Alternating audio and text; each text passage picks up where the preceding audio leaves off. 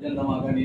जौनपुर जिला महाराजगंज ब्लॉक के निवादा ग्राम सभा में आज चेयरमैन जी के पास हम यहाँ आए हैं चुनावी चर्चाओं की कुछ इनके मुखों से ये आप पहले सर अपना परिचय दीजिए।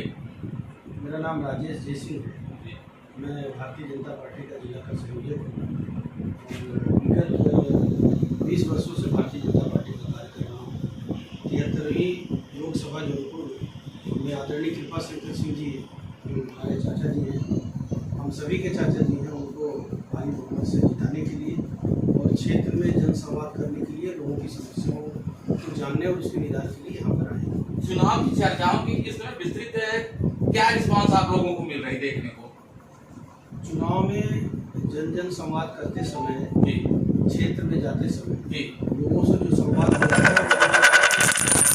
के किए गए कार्यों के बारे में और आदरणीय यशस्वी मुख्यमंत्री योगी आदित्यनाथ महाराज जी के किए गए कार्यों के बारे में लोग बहुत ही अच्छा रिस्पांस कर रहे हैं। जो इज्जत घर बना के दिया गया है, जो आवास दिया गया है, जो सड़कों का निर्माण हुआ है और होने वाला है, संपर्क मार्गों का जो निर्माण है, कुछ एकाध जो समस्याएं हैं उसको भी हम लोग नोट डाउन कर रहे हैं। आने वाले समय में जब आदरणीय सांसद जी कृपा शंकर सिंह जी चुन कर जाएंगे, यहाँ से जीत कर जाएंगे, तो उनके साथ बैठकर वो सारी समस्याओं को भी दूर करेंगे। अन्य पार्टियों को चुनाव की प्रत्याशियां हैं, उन प्रत्याशियों के मुखों से इसमें जो चुनाव का लक्षण बताते हैं कि मैं 400 पार, हमारी बीजेपी पार्टी है, अपनी बीजेपी पार्टी का क्या विस्तृत जानकारी, इस समय क्या हालात पर चल रही है? भारतीय जनता पार्टी आदरणीय नरेंद्र मोदी जी के नेतृत्व में 400 पार का नारा तो हमारा शुरू से ही है। और आप पत्रकार बंधु आपको ये भी बताएं कि जैसे ही ये लोकसभा का चुनाव संपन्न होगा, तुरंत हम 27 के चुनाव के मुख में आ जाएंगे। भारतीय जनता पार्टी जिस संरचना में अपने कार्य को नियोजित करती है, उस संरचना का नाम ही चुनाव है। हमारे आदरणीय नरेंद्र मोदी जी हो या यशस्वी गृह मंत्री अमित शाह जी हों या हमारे योगी जी, आपने इतनी अच्छी कुशल व्यवस्था के साथ इतना बड़ा उत्तर प्रदेश, जो कई राज्यों का 3-4 राज्य मिला दे तो उत्तर प्रदेश होगा, उसका कुशल संचालन आदरणीय महंत योगी आदित्यनाथ जी जो हमारे मुख्यमंत्री जी हैं और होने वाले भविष्य में ईश्वर उनको और भी मुकाम हासिल करे, ऐसे मुख्यमंत्री के नेतृत्व में गुंडा राज,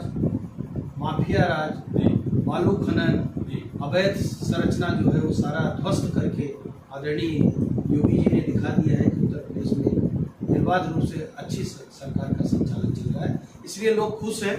लोग स्वस्थ हैं, आश्वस्त भी हैं। आने वाले समय में 400 पार होगा कि नहीं होगा ये मुझे नहीं पता है, लेकिन निश्चित रूप से एक समृद्धशाली सरकार का निर्माण भारतीय जनता पार्टी निश्चित करेगी। छात्रों के बारे में कुछ विस्तृत मतलब जानना है, छात्रों के प्रति इस सत्ता का सोच किस सही पे थी इस वर्तमान समय पे?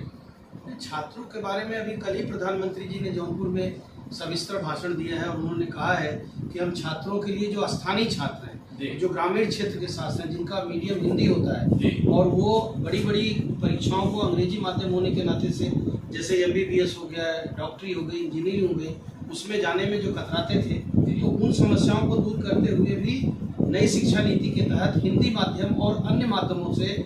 विद्यालय की पढ़ाई के साथ साथ उच्च विद्यालय, उच्च स्तरीय पढ़ाई भी कराई जाएगी। इसलिए हमारे कहीं भी ग्रामीण क्षेत्र के गरीब जनमानस के या हमारे किसानों के या हमारे दलितों के या हमारे OBC के बच्चे अब पीछे नहीं रहेंगे, अग्रिम पंक्ति में दिखाई देंगे। हाँ, निश्चित रूप से है कि सरकार जो है वो हर आदमी को रोजगार या कार्य नहीं दे सकती है, इसलिए स्वयं रोजगार को भी निर्मित करना चाहिए और आगे बढ़कर जो संस्थाएँ हैं या जो कार्यकारी लोग हैं उनको आगे आना चाहिए और निश्चित रूप से कुछ अच्छे कार्य की योजना करके जहां 10-10, 20-20 लोगों को हम अगर व्यवसाय दे सके तो इसकी नियोजन करना चाहिए। क्योंकि सब कुछ अगर सरकार होती तो इतना बड़ा प्राइवेटाइजेशन नहीं होता,